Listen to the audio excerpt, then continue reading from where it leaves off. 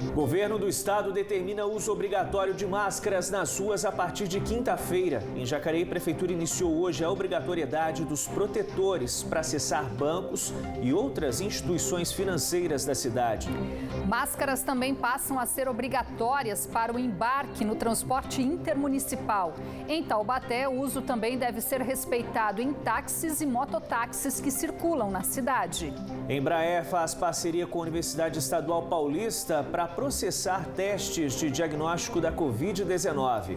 Municípios da região podem receber quase 300 milhões de reais do governo federal para o enfrentamento do coronavírus. Em São José dos Campos, 18 mil doses da vacina contra a gripe reforçam a imunização na cidade. E ainda a tradição mantida, a homenagem aos imigrantes italianos que ajudaram na criação do distrito de Quiririm, em Taubaté, é feita pela internet. Tradicional festa precisou ser cancelada devido às medidas de isolamento. Segunda-feira, 4 de maio. Estamos no ar, na TV e também na internet, na fanpage da TV Band Vale, no Facebook.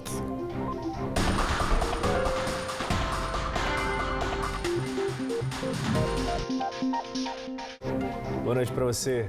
Olá, muito boa noite. A partir da próxima quinta-feira, o uso de máscaras de proteção nas ruas será obrigatório em todo o estado de São Paulo. A medida foi anunciada hoje pelo governador João Dória e prevê que eventuais punições serão de responsabilidade das prefeituras. Na região, algumas cidades já haviam antecipado o uso do protetor facial por meio de decretos municipais, como é o caso de Cruzeiro, Aparecida, Guaratinguetá, Pindamonhangaba, Santo Antônio do Pinhal, Ubatuba e Ilhabela. Hoje foi a vez de Jacareí iniciar a medida preventiva ao coronavírus, começando pela proibição do acesso sem máscaras em bancos e em outras instituições financeiras. A semana começou com aglomeração no centro de Jacareí e não foi pouca. Nesta rua, onde tem uma agência da Caixa, o trânsito chegou a ser interrompido em uma das faixas. A maioria das pessoas que aguardavam na fila estava de máscara, já que a partir desta segunda-feira passou a ser obrigatório o uso da proteção para ingressar em instituições bancárias da cidade. Mas também tinha gente que, mesmo com o decreto municipal, não estava muito preocupada. O senhor não tem medo de se contaminar? Não, se tiver com máscara, sem máscara. E alguém vai vir trazer aqui pro senhor? Vai, meu irmão vai vindo, meu irmão tá vindo. Eu não ia perder o tempo de eu chegar aqui de madrugada para não receber. A Neide só tem saído de casa quando precisa mesmo, como hoje. E quando isso acontece, máscara no rosto. É bom, né? Porque só assim vai diminuir o contato do vírus, né? E eu aprovo, sim. Em casa a gente está usando, não sai sem a máscara. E tem que ser assim. O decreto do município também determina a obrigatoriedade do uso da máscara nos demais estabelecimentos que estão autorizados a funcionar, como supermercados e lotéricas, só que nesses estabelecimentos a medida só passa a valer na próxima segunda-feira. No mesmo dia, também vai ser exigida a máscara em táxis, veículos que fazem o transporte por aplicativo e nos ônibus que circulam dentro do município. Apesar da máscara ainda não ser obrigatória, muitos passageiros que aguardavam os ônibus na rodoviária velha estavam com a proteção. O número de passageiros que usam o transporte intermunicipal, que é aquele sujeito à regra do governo do estado, é bastante pequeno. Já o número de passageiros que usam o transporte municipal é bem maior. Portanto, também precisamos de um tempo maior para que as pessoas adquiram suas máscaras, já que pode ser máscaras caseiras, pode ser máscaras feitas com pequenos materiais. Então, essa semana é para as pessoas terem um tempo de se organizarem, comprarem, buscarem o melhor preço e, se precisarem saírem de suas residências para usar o transporte coletivo, levem o equipamento de segurança, a máscara, a partir do dia 11. A responsabilidade de controlar a entrada das pessoas com a proteção no rosto é dos estabelecimentos e das empresas que oferecem o serviço. Quem descumprir a norma pode ser autuado pela vigilância sanitária. Porque quem expõe as pessoas a risco é o estabelecimento que as recebe sem as devidas medidas de segurança. Logo, haverá a aplicação do Código Sanitário nesses estabelecimentos. De acordo com o volume de pessoas, de acordo com o grau de risco, às vezes uma orientação, um termo de ajustamento de conduta, às vezes uma multa e, se preciso, até interdição desses estabelecimentos. Porque nós não podemos permitir que eles continuem continue exercendo atividades econômicas que eles têm que exercer, mas expondo seus trabalhadores e os seus clientes a risco. Com mais gente circulando de máscara nas ruas, muitos moradores se sentem um pouco mais seguros ao sair de casa quando necessário. Se todo mundo colaborar, todo mundo vai sair bem dessa. Então o que a gente precisa, né, é sair o mais rápido possível para voltar ao trabalho, para a gente conseguir, né, tá de bem, saúde para todo mundo. E hoje começou a valer o uso obrigatório de máscaras faciais no transporte público intermunicipal. Já no transporte municipal, o uso do protetor já era uma recomendação em várias cidades. Em Taubaté, o decreto municipal ainda prevê regras para o transporte de passageiros em táxis e mototáxis. Passageiros com máscaras à espera de ônibus rodoviários no terminal de Taubaté. Isso porque a proteção passou a ser obrigatória para o transporte regulado pelos órgãos estaduais. A medida adotada para conter a propagação do coronavírus no estado foi aprovada por aqui. Nossa, com certeza. Obrigatório em todos os lugares, né? Porque é um risco, né? Para todos nós. Nos ônibus de Taubaté, motoristas passaram a usar máscaras de pano depois que a empresa responsável pelo transporte fez a entrega aos funcionários e pediu o uso do item. A medida se estende para os demais meios de transporte na cidade. Taxistas, por exemplo, precisam usar máscaras e oferecer álcool gel aos passageiros e higienizar os veículos. É o que faz o seu José Carlos, mas mesmo assim, as corridas caíram. Agora começou a melhorar um pouco após a turma receber os R$600. Mas antes de receber, estava meio crítico. Agora melhorou um pouquinho, mas está ruim ainda. Para nós está ruim. Já no caso dos mototaxistas, o decreto municipal autorizou o funcionamento dos serviços, mas com algumas restrições. O passageiro que queira utilizar do modal do mototáxi, ele tem que ter um próprio capacete. Os nossos fiscais passaram em todas as bases, as agências e associações, fizeram as orientações para que cada passageiro tenha o seu capacete. A fiscalização está sendo feita na rua e se for detectado que o capacete está sendo compartilhado, a viagem está sendo interrompida e o mototaxista está sujeito a levar multa. As medidas de segurança são adotadas, mas os mototaxistas registraram queda de 80% no movimento. O tempo de cada corrida que nós fazemos é de 2 a 3 horas para a gente fazer uma corrida, sendo que o nosso tempo normal era de 20 a 30 minutos. Ou automático, chegava e já pegava uma corrida, entendeu? Ou da rua mesmo, ligava na base e pegava uma corrida. Você vê o ponto que chegou a situação nossa. A gente está trabalhando com os 20% que utilizam o nosso serviço. E a maioria desses 20% que está utilizando o serviço ainda, a maioria tem o capacete deles. Eles sempre já vêm com o capacete na mão. O decreto municipal que regula o funcionamento com as medidas de combate ao coronavírus vale desde abril e tem como objetivo garantir segurança no transporte para passageiros e motoristas. Eu acho essencial.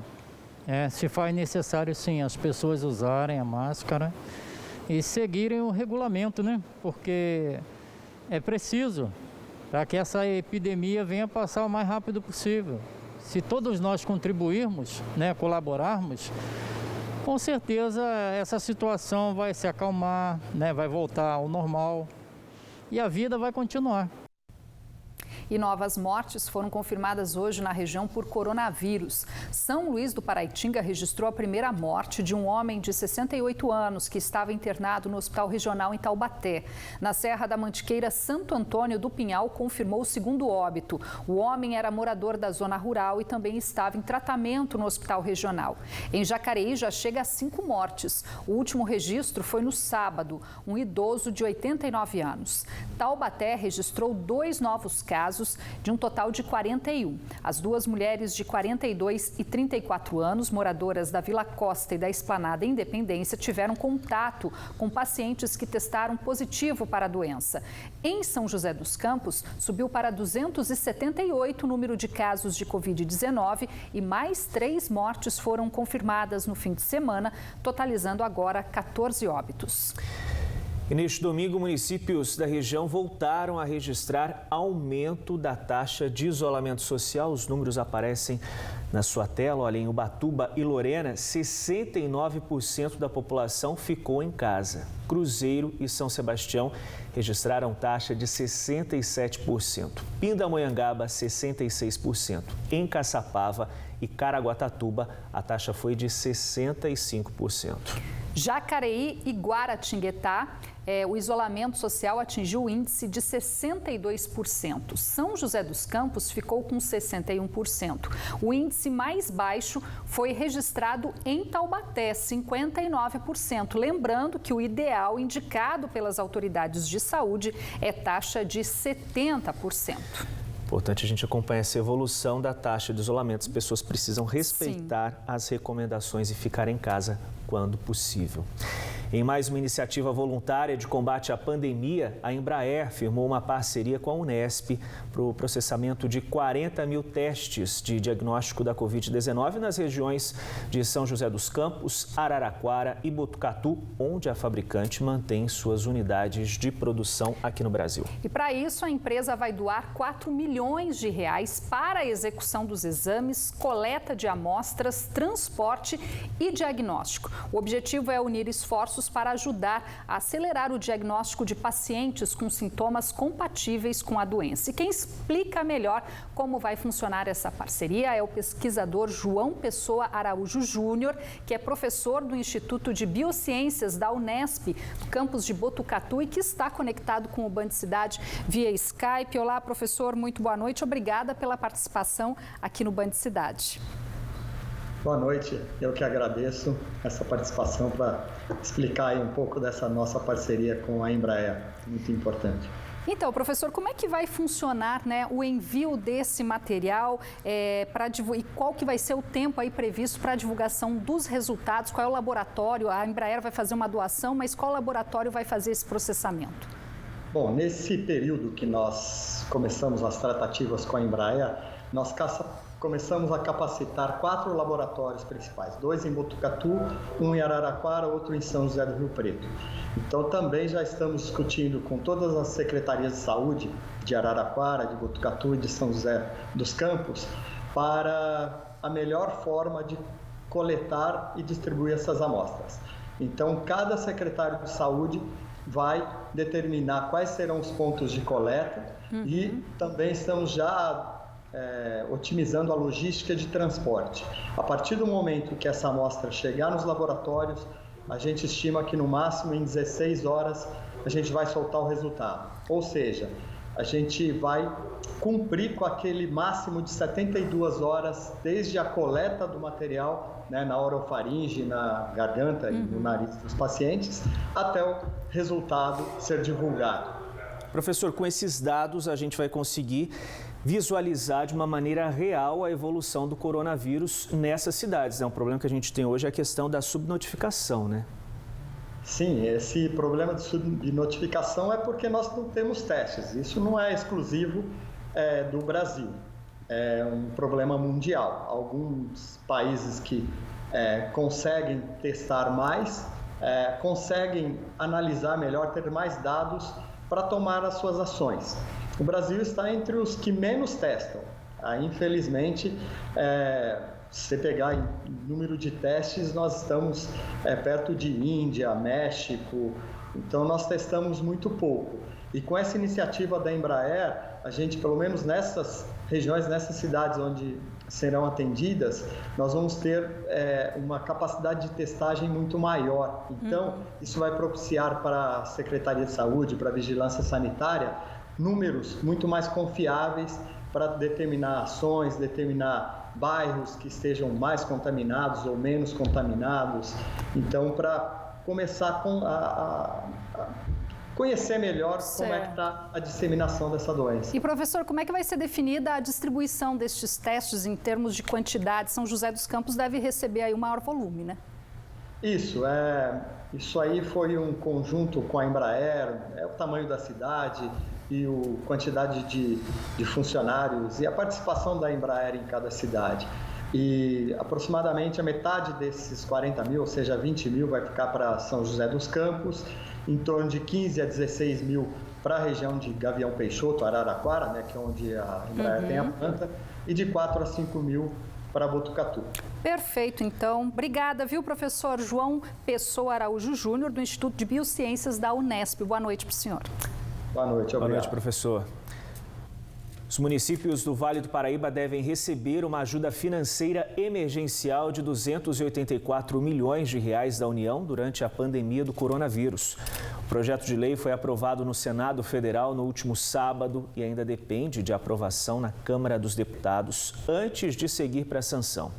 Os recursos do Programa Federativo de Enfrentamento ao Coronavírus serão pagos em 4 parcelas e devem ser destinados obrigatoriamente a políticas de saúde pública e assistência social. A distribuição da verba vai ser feita com base no número de habitantes. Só São José dos Campos deve receber R$ 80 milhões, Taubaté 35 milhões e Jacareí 26 milhões. Depois do intervalo, o prazo para a regularização do título de eleitor termina nesta semana. O procedimento pode ser feito pela internet. E ainda mais 18 mil novas doses da vacina contra a gripe reforçam os estoques das unidades de saúde de São José dos Campos. Hora certa para você, 7 horas e 4 minutinhos. Daqui a pouquinho estamos de volta com o Band Cidade.